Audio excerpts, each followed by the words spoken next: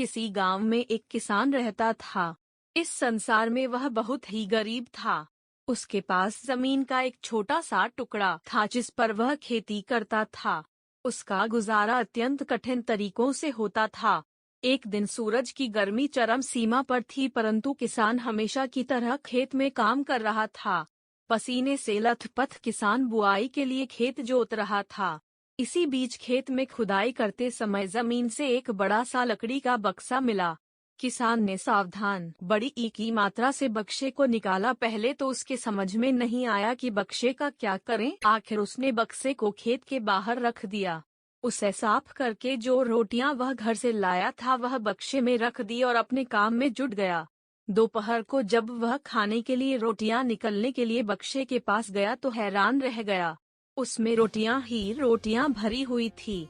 तब किसान को पता चला कि वह जादुई बक्सा था। उसमें जो भी चीज डालो उसका 80 गुना होकर बाहर आता। जैसे एक मूंगफली का दाना डालो तो तुरंत उसमें से 80 दाने निकल पड़ते। किसान ने तृप्त होकर खाना खाया और उसके बाद किसान संतुष्ट होकर बक्से को घर ले आया। बक्सा मिलने के बाद किसान बहुत खुश था। उसे लगा कि उसके सब दुख अब दूर होंगे।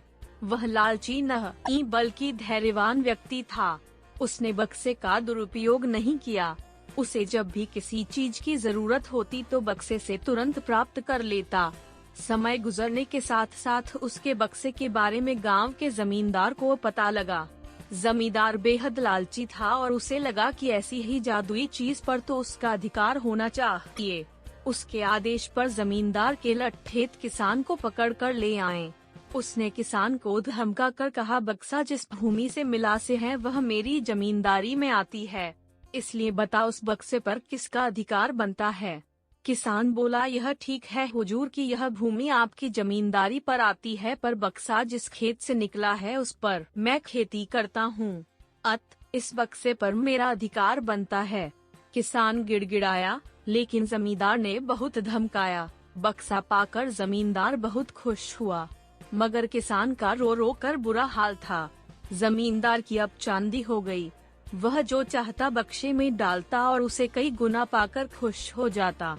कुछ लोगों ने जादुई बक्से की खबर मंत्री जी के पास पहुंचा दी।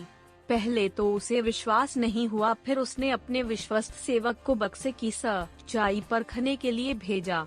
वहां जो उसने बक्से का जो जादू देखा तो वह मंत्री के पास जाकर सारी सच्चाई बता दी। मंत्री ने जमींदार को बुलाया, फिर उसे डराते हुए कहा, हमें पता चला है कि तुम्हारे पास एक जादुई बक्सा है, उसे तुरंत हमारे हवाले कर दो। इसी जादुई बक्से को हाथ से निकलते हुए देखकर जमींदार की हालात खराब होने लगी।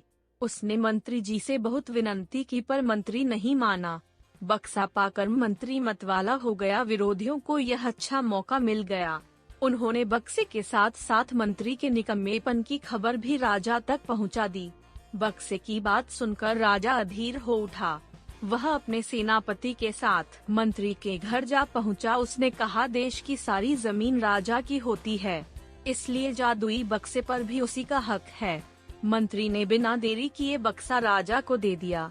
जादुई बक्से को पाकर राजा प्रसन्न हो गया।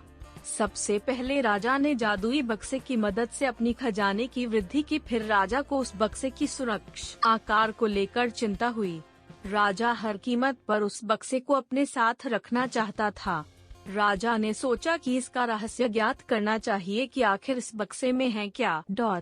यह जानने के लिए राजा उसमें प्रवेश कर बैठा। जब बाहर निकला तो उसके पीछे पीछे 80 राजा बाहर निकले। असली राजा का कुछ पता नहीं चलता था।